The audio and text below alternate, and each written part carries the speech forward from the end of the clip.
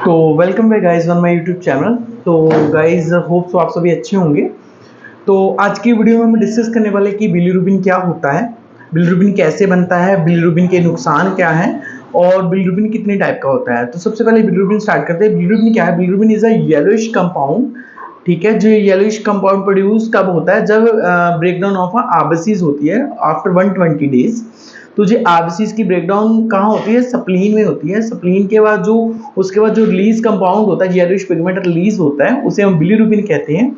तो बिलीरुबिन जब रिलीज होता है तो जो हमारे फीसिस के थ्रू, जो हमारे यूरिन के थ्रू हमारी बॉडी से एज ए वेस्ट प्रोडक्ट बाहर निकलता है।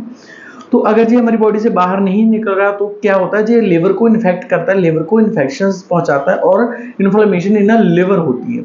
तो जो हमारा बिलीरुबिन है, बिलीरुबिन को हम जॉन्डिस भी बोलते हैं। बिलीरुबिन दो टाइप का होता है, one is a conjugated bilirubin, second one is a unconjugated bilirubin. जो कंजुगेटेड बिलीरुबिन होता है उसे हम डायरेक्ट बिलीरुबिन भी बोलते हैं, और जो अनकंजुगेटेड बिलीरुबिन होता है उसे हम इनडायरेक्ट बिलीरुबिन भी बोलते हैं।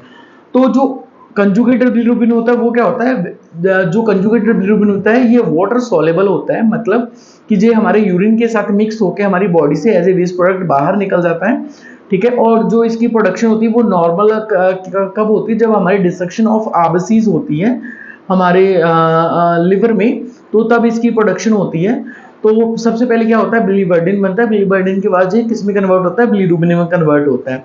तो second we have unconjugated bilirubin, मतलब इनडायरेक्ट बिलीरुबिन। इनडायरेक्ट बिलीरुबिन क्या होता है? जब एक्सेस में destruction of RBCs in liver होती हैं, या फिर क्या होता है एक्सेस में अल्कोहल वगैरह लेते हैं तो जो हमारे जो बाइल्स वगैरह वो अच्छे तरीके से प्रोसेस नहीं करवाते, या फिर जो डिस्ट्रक्शन ऑफ आरबीसीज की वजह से बिलीरुबिन बनता है वो अच्छे से हमारे बाइल्स के थ्रू और हमारे इंटेस्टाइन्स के थ्रू हमारी बॉडी से नहीं बाहर निकल पाता, तो क्या होता है? अनकंजुगेटेड बिलीरुबिन बनता है।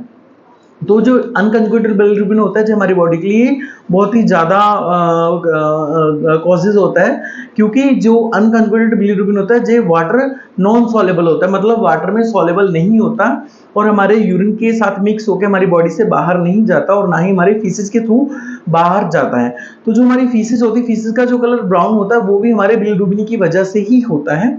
तो ये कॉजेज क्या है? बिलीरुबिन जो डायरेक्ट कंजुगेटेड बिलीरुबिन है, अगर वो इंक्रीज होता है हमारे लिवर में तो उसमें उसके साथ क्या होता है?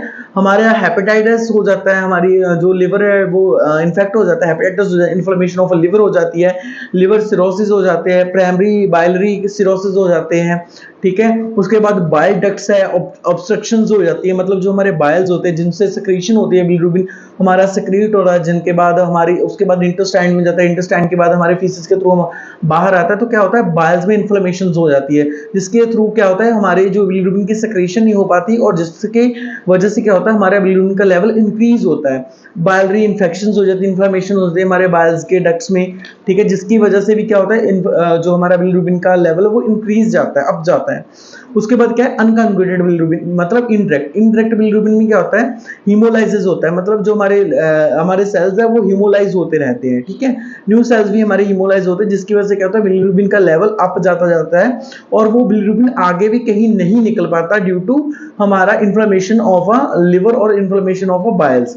तो उसके बाद क्या है? न्यूबॉर्न बेबीज होते हैं उनको जॉन्डिस होता है, उनमें भी क्या होता है कि जब अनकंजुगेटेड बिलीरुबिन इंक्रीज हो जाता है तो उसमें क्या होता है? स्वेलिंग्स हो जाती है, इन्फ्लेमेशन हो जाती है, जिससे क्या होता है? वो हमारी बॉडी से एग्जैक्ट नहीं हो पाता।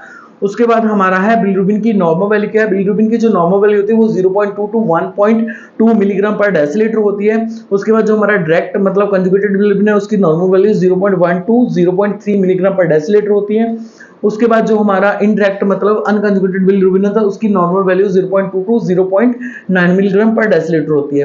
तो अगर हम टेस्ट के प्रोसीजर की बात करें तो इसमें हम सीरम से टेस्ट करते हैं हमारे बिलीरुबिन का, जिसमें हमारे पास क्या होता है कि one is R1, second one is R2। हमारे पास बिलीरुबिन कंजुगेटेड और नॉन कंजुगेटेड दोनों के हमारे मतलब अनकंजुगेटेड दोनों के हमारे पास जो रीजेंट होते हैं और दोनों का प्रोसेस सेम होता है, जिसमें हम 500 माइक्रो ml हमारा सीरम लेते हैं और 50 माइक्रो ml हम क्या लेते हैं? उसमें हमारा सीरम लेते हैं।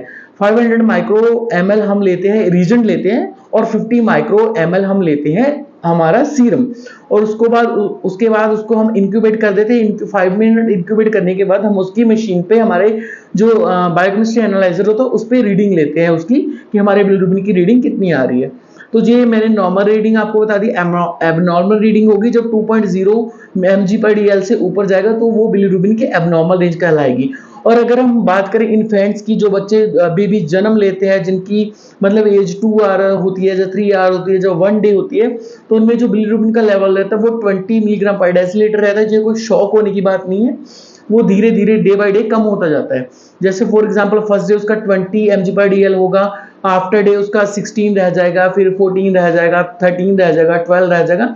ऐसे धीरे धीरे करके डे बाय डे जैसे जैसे वो फीड लेता है, मदर के थ्रू फीड लेता है, तो उसका जो बिलीरुबिन है बिल्कुल नॉर्मल रेंज पे आ जाता है। सो ये था हमारा आज का बिलीरुबिन का topic. So thank you guys, thank you very much.